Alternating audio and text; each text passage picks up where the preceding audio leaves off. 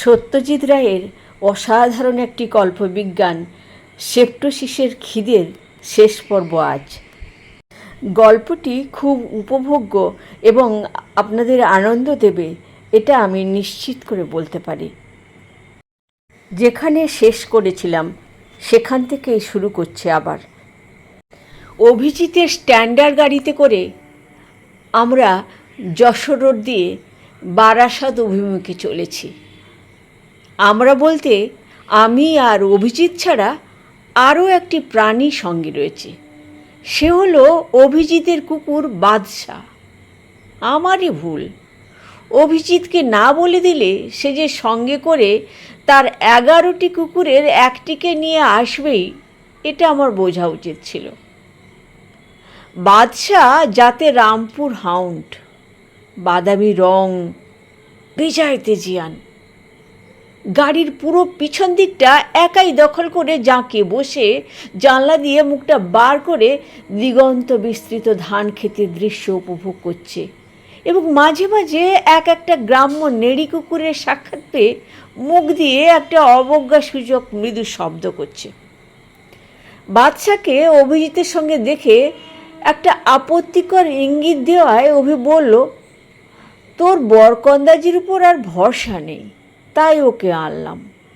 এতদিন বন্দুক ধরিসনি, বিপদ যদি আসেই তবে শেষ পর্যন্ত হয়তো বাদশাই কাজ করবে বেশি। ওর ঘ্রাণ শক্তি অসাধারণ, আর সাহসের তো কথাই নেই। কান্তিবাবুর বাড়ি খুঁজে পেতে কোনো অসুবিধে হলো না। আমরা যখন পৌঁছলাম তখন প্রায় 2:30। গেটের ভেতর দিয়ে ঢুকে খানিকটা রাস্তা গিয়ে একতলা বাংলো ধাঁচের বাড়ি। বাড়ির পিছন দিকে কিছুটা জায়গা ছেড়ে একটা প্রকাণ্ড পুরনো শিরীষ গাছ এবং তার পাশেই বেশ বড় একটা কারখানা গোছের টিনের ছাদওয়ালা ঘর। বাড়ির মুখোমুখি রাস্তার উল্টো দিকে বাগান এবং বাগানের পরে একটা লম্বা টিনের ছাউনি দেওয়া জায়গায় চকচক করছে এক সারি কাঁচের বাক্স। কান্তিবাবু আমাদের অভ্যর্থনা করে বাদশাকে দেখে ঈষৎ কুঞ্চিত করলেন। বললেন, এ কি শিক্ষিত কুকুর? অভি বলল, আমার খুব বাধ্য, তবে কাছাকাছি অন্য শিক্ষিত কুকুর থাকলে কি করবে বলা যায় না। আপনার এখানে কোনো কুকুর টুকুর? না, কুকুর নেই। তবে ওটাকে আপাতত বসবার ঘরের ওই জানলাটার গড়াতটায় বেঁধে রাখুন। অভিজিৎ আমার দিকে আর চোখে চেয়ে চোখ টিপে বাধ্য ছেলের মতো কুকুরটাকে জানলার সঙ্গে বেঁধে দিল। বাদশা দু একটা মৃদু আপত্তি জানিয়ে আর কিছু বলল না। আমরা সামনের বারান্দায় বেতের চেয়ারে বসার পর কান্তিবাবু বললেন, আমার চাকর প্রয়াগের ডান হাত জখম, তাই আমি নিজেই সকাল সকাল তোমাদের জন্য ফ্লাস্কে চা করে রেখেছি, যখন দরকার হয় বলো। এই শান্ত নিরিবিলি জায়গায় কী বিপদ লুকিয়ে থাকতে পারে সেটা আমার মাথায় আসছিল না। দু একটা পাখির ডাক ছাড়া আর তো কোনো শব্দ নেই। বন্দুকটা হাতে নিয়ে কেমন বোকা বোকা লাগছিল নিজেকে, তাই সেটা দেওয়ালে ঠেস দিয়ে রেখে দিলাম। অভি ছটফটে নিহাতি শহুরে মানুষ। গ্রামাঞ্চলের প্রাকৃতিক শোভা, অশ্বত্থ পাতার হাওয়ার ঝিরঝির শব্দ, নাম না জানা পাখির ডাক, এসব তার মোটেই ধাতে সয় না।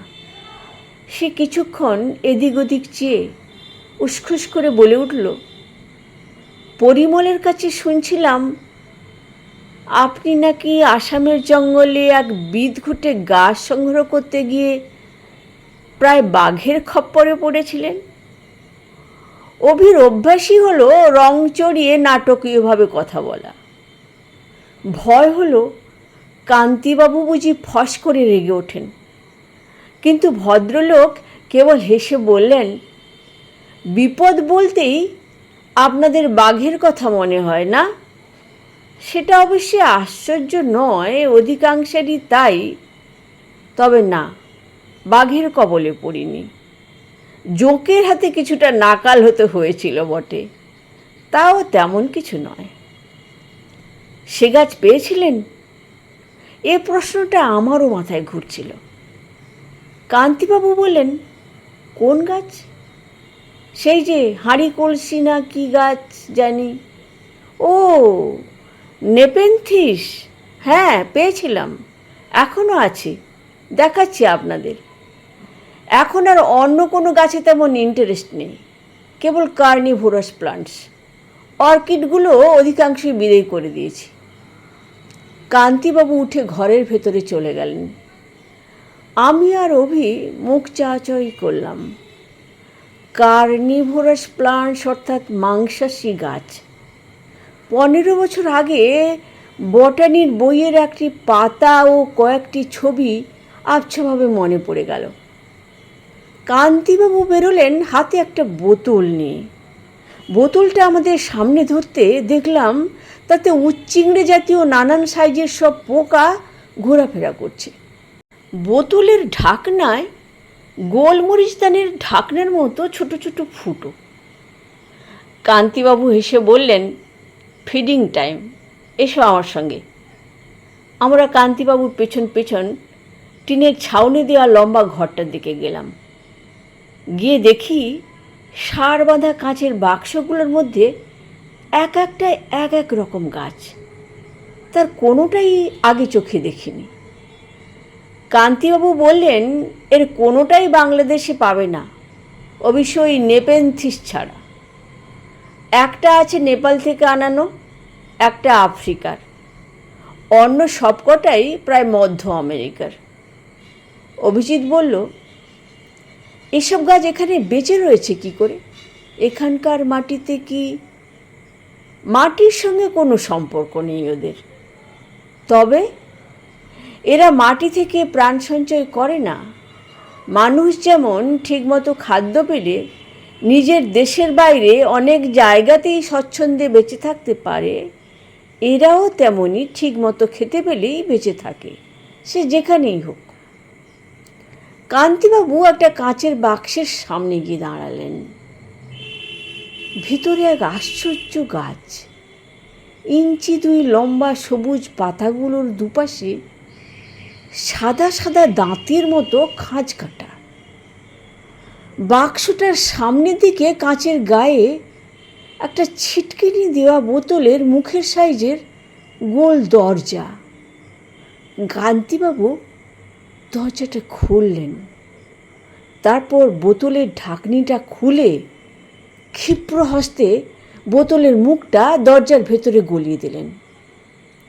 উচ্চিংড়িটা এদিক ওদিক লাফিয়ে গাছটার পাতার উপর বসল এবং বসতেই তৎক্ষণাৎ পাতাটা মাঝখান থেকে ভাঁজ হয়ে গিয়ে পোকাটাকে জাপটে ধরল। অবাক হয়ে দেখলাম যে দুদিকে দাঁত পরস্পরের খাঁজে খাঁজে বসে যাওয়ায় এমন একটা খাঁচার সৃষ্টি হয়েছে যার থেকে উচ্চিংড়ে বাবাজির আর বেরোবার কোনো রাস্তাই নেই। প্রকৃতির এমন তাজ্জব, এমন বিভৎস ফাঁদ আমি আর কখনো দেখিনি। অভি ধরা গলায় জিজ্ঞেস করল, পোকাটা যে ওই পাতাতেই বসবে তার কোনো গ্যারেন্টি আছে কি?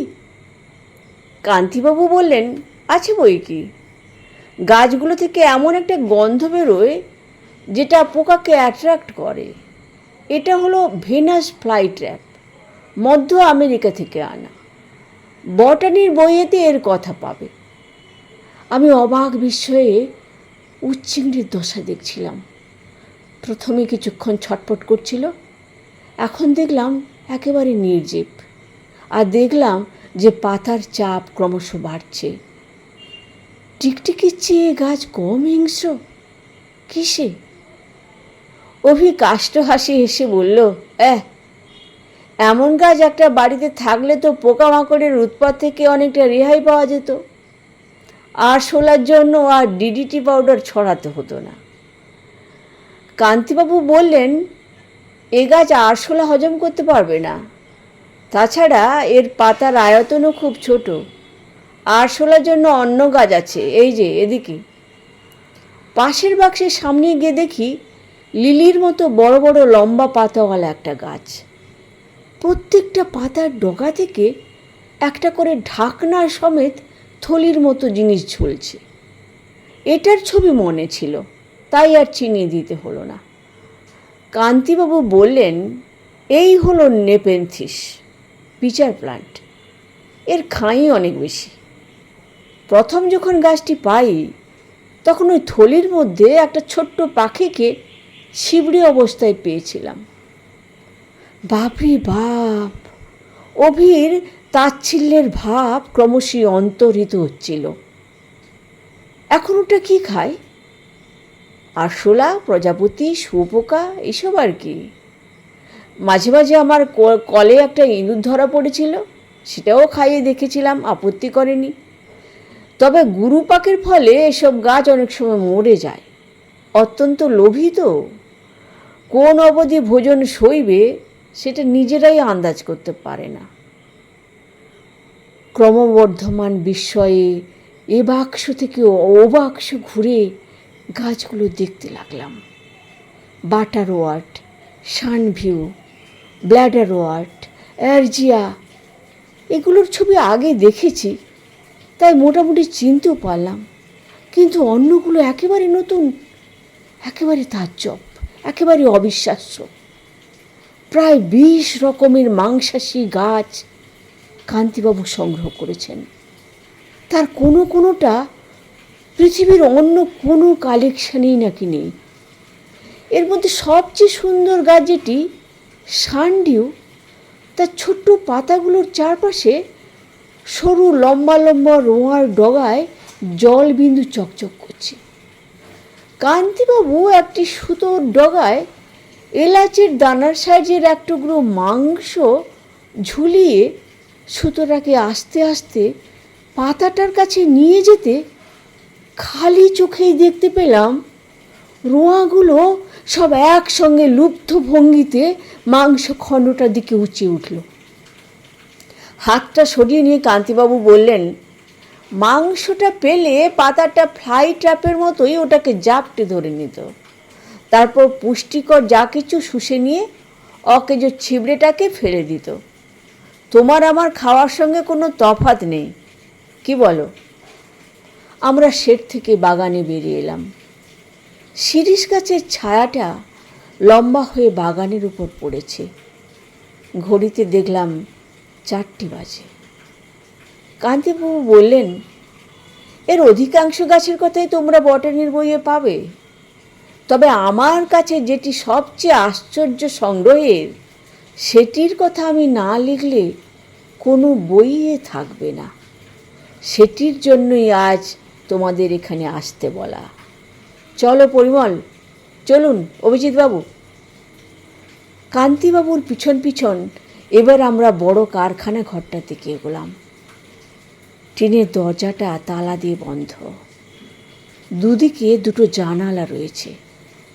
তারই একটা হাত দিয়ে ঠেলে নিজে উঁকি মেরে আমাদের বললেন, দেখো। অভি আর আমি জানলায় মুখ লাগালাম।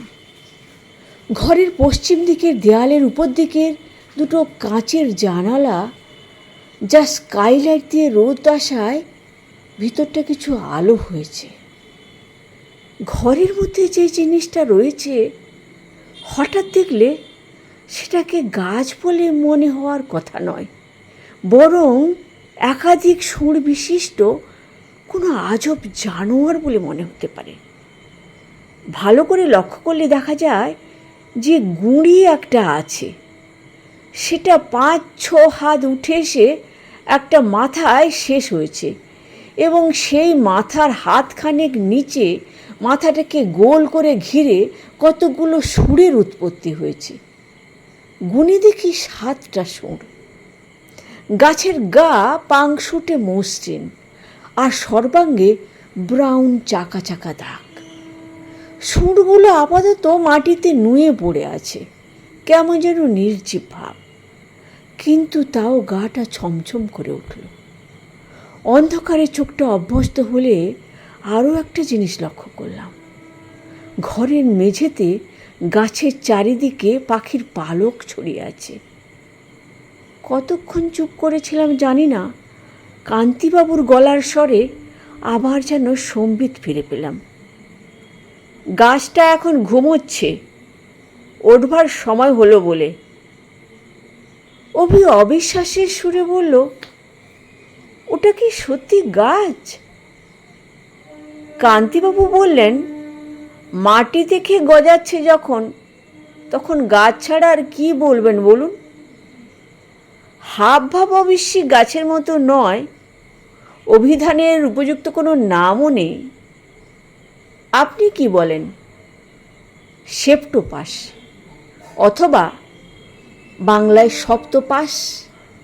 পাস অর্থাৎ বন্ধন, যেমন নাগপাশ। আমরা বাড়ির দিকে হাঁটতে আরম্ভ করলাম। বললাম, এ গাছ পেলেন কোথায়? মধ্য আমেরিকার নিকারাগুয়া হ্রদের কাছেই গভীর জঙ্গল আছে, তার ভিতরে। অনেক খুঁজতে হয়েছে বলুন। ওই অঞ্চলেই যে আছে সেটা জানা ছিল। তোমরা বোধহয় প্রফেসর ডার্নস্টানের কথা শোনোনি। উদ্ভিদ বিজ্ঞানী ও পর্যটক ছিলেন। মধ্য আমেরিকায় গাছপালার সন্ধান করতে গিয়ে প্রাণ হারান। ঠিক কীভাবে তার মৃত্যু হয় কেউ জানতে পারেনি। মৃতদেহ সম্পূর্ণ নিখোঁজ হয়ে যায়। তার তৎকালীন ডায়েরির শেষের দিকে এই গাছটারই উল্লেখ পাওয়া যায়।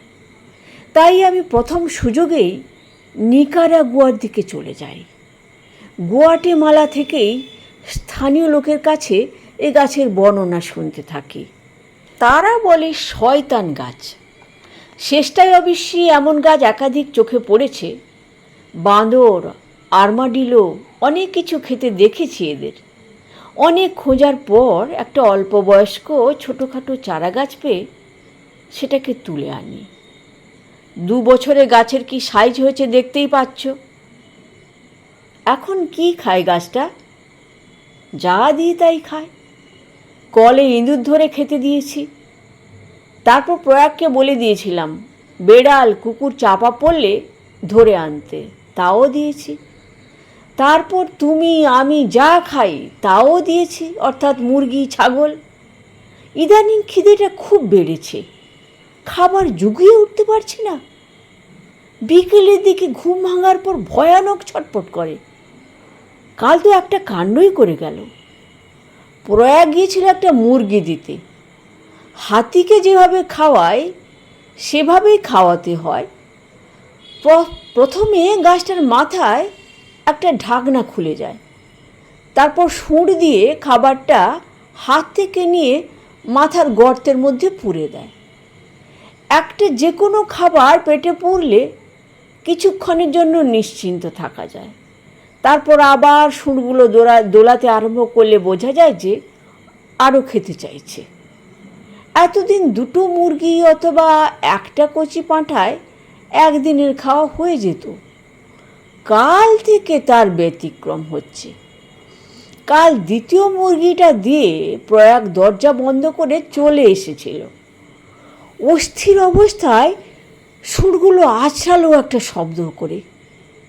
দ্বিতীয় মুরগির পরেও হঠাৎ সেই আওয়াজটা পেয়ে প্রয়াগ গিয়েছিল অনুসন্ধান করতে। আমি তখন ঘরে বসে ডায়েরি লিখছি। হঠাৎ একটা চিৎকার শুনে দৌড়ে গিয়ে দেখি সেপ্টোপাসের একটা সুর প্রয়াগের ডান হাতটা আঁকড়ে ধরেছে।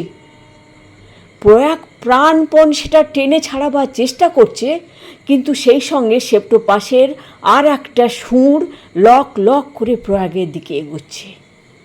আমি দৌড়ে গিয়ে আমার লাঠি দিয়ে সুরটা একটা প্রচণ্ড আঘাত করে 2 হাত দিয়ে প্রয়াগকে টেনে কোনো মতে তাকে উদ্ধার করি।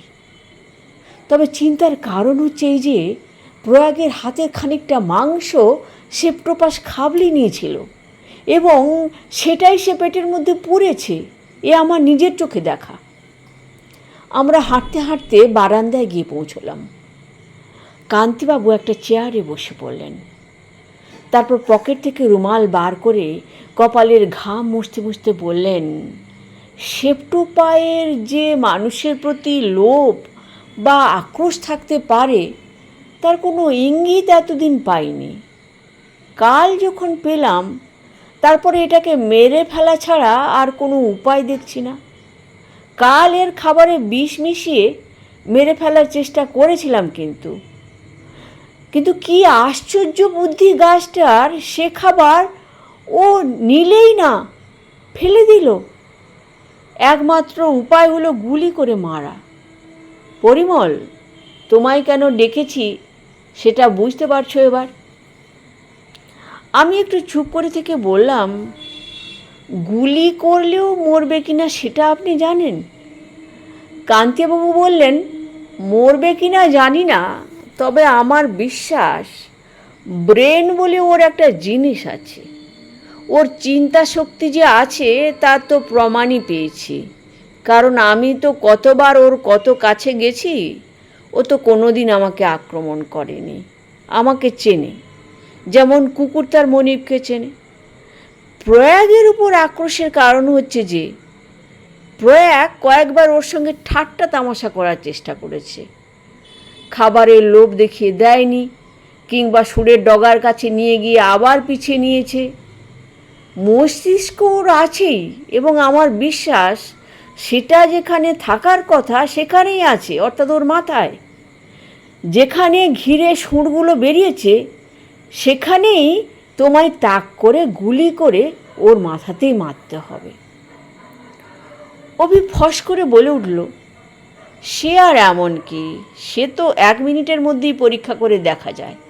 পরিমল, তোর বন্দুকটা। কান্তিবাবু হাত তুলে অভিকে থামিয়ে দিলেন, বললেন, শিকার যদি ঘুমিয়ে থাকে তখন কি তাকে মারা চলে? পরিমলের হান্টিং কোড কি বলে?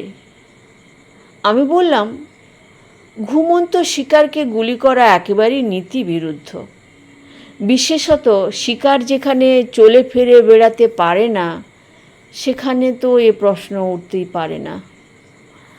কান্তিবাবু ফ্লাস্কে এনে চা পরিবেশন করলেন। চা পান শেষ হতে মিনিট 15 মধ্যেই সেপ্টোপাসের ঘুম ভাঙল। বাদশা পাশের ঘরে কিছুক্ষণ থেকেই উসখুস করছিল। হঠাৎ একটা খচমচার গোঙানির শব্দ পেয়ে অভি আর আমি উঠে গিয়ে দেখি বাদশা দাঁত দিয়ে প্রাণপণে তার বকলসটাকে ছেড়বার চেষ্টা করছে। অভি ধমক দিয়ে বাদশাকে নিরস্ত করতে গেছে। এমন সময় কারখানা ঘর থেকে একটা সপাত শব্দ আর তার সঙ্গে একটা উগ্র গন্ধ পেলাম। গন্ধটা এমন, তার তুলনা দেওয়া মুশকিল।